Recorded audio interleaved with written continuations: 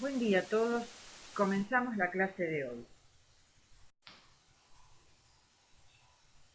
¿Qué es el análisis probabilístico de riesgos? Es un término general para aquellas evaluaciones de riesgo que usan modelos probabilísticos para representar la posibilidad de ocurrencia de diferentes niveles de riesgo en una población, es decir, la variabilidad, o para caracterizar la incertidumbre en las estimaciones de riesgo.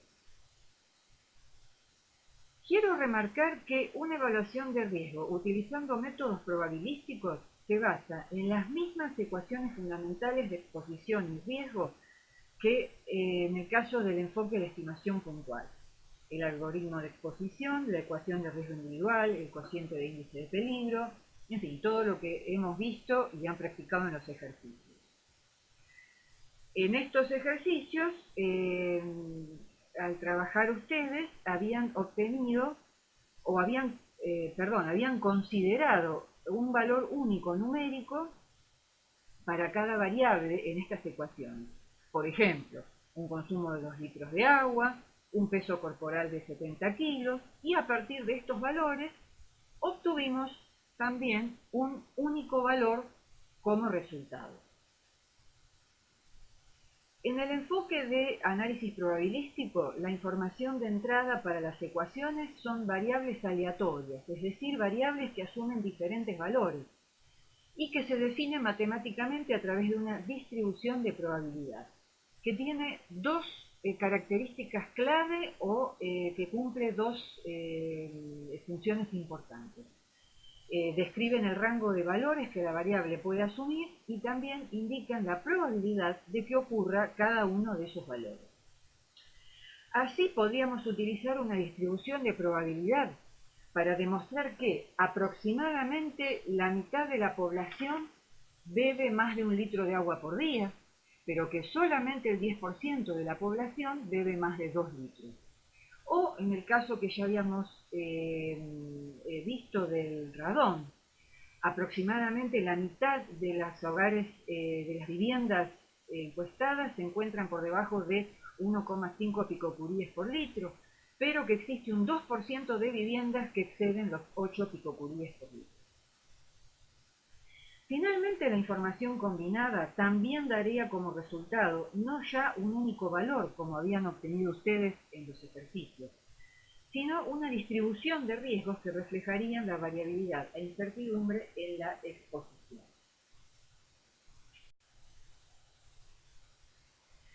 Entonces, en estos ejercicios habíamos obtenido un único estimador puntual de riesgo incremental de cáncer de por vida para un individuo expuesto y para una vía particular, como una función de las variables de exposición y la potencia carcinogénica, todas representadas por estimadores puntuales. Este enfoque ignora la definición fundamental o básica del riesgo como probabilidad. Si todos los valores son demasiado conservadores, al combinarse en forma multiplicativa, o sea, al multiplicarse, pueden dar lugar a un estimador puntual poco realista. Lo habíamos visto en un ejemplo.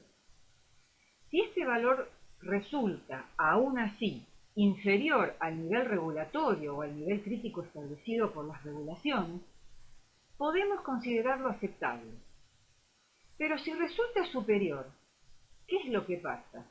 ¿Se trata de un riesgo individual inaceptable o resulta de la distorsión provocada por usar un producto de valores extremos?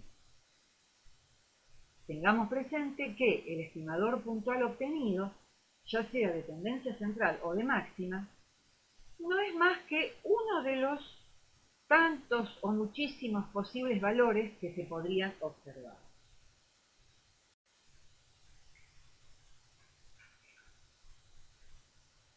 También habíamos visto que el objetivo de un estimador puntual de máxima es estimar un caso conservador bien por arriba del promedio, pero aún en el rango de posibles valores, en tanto que un estimador de tendencia central se considera una medida de la exposición promedio.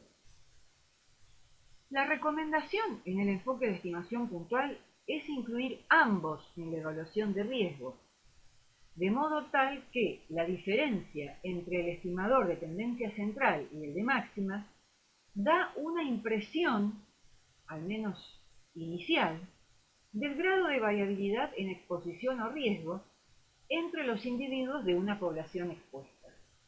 Así, en este gráfico ustedes tienen en la parte superior derecha un rectángulo donde ese rango o esa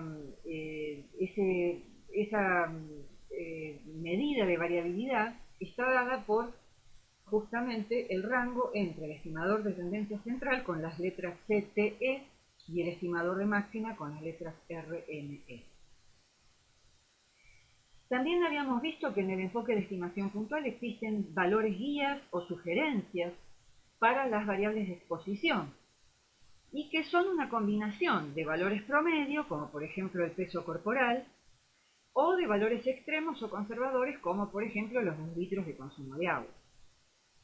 Pero no nos dicen cuál es la ubicación, es decir, qué percentil representan estos valores, o en otras palabras, qué proporción o porcentaje de la población expuesta está por debajo, entre o por arriba de estos valores.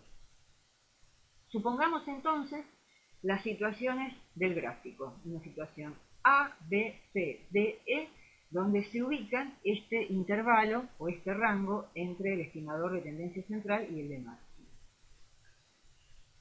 En general, la cuestión clave a considerar, si se va a hacer o no, o si se va a pasar o no a un análisis probabilístico, es si éste ayudará o no a la toma de decisiones para el manejo de riesgos. Fíjense en los casos A y E. Quizás en este caso el análisis probabilístico no afectará la decisión que se habría hecho con un enfoque puntual exclusivamente, y entonces no será útil. En cambio, en los otros casos, B, C y D, la decisión de tomar medidas de remediación no está tan clara. En este caso sí puede ser valioso, pero no olvidemos esto. El enfoque de estimación puntual siempre se debe conducir en la evaluación de riesgos. El trabajo que hicieron ustedes en el práctico anterior siempre se debe hacerse. En cambio, el análisis probabilístico quizás no siempre sea necesario.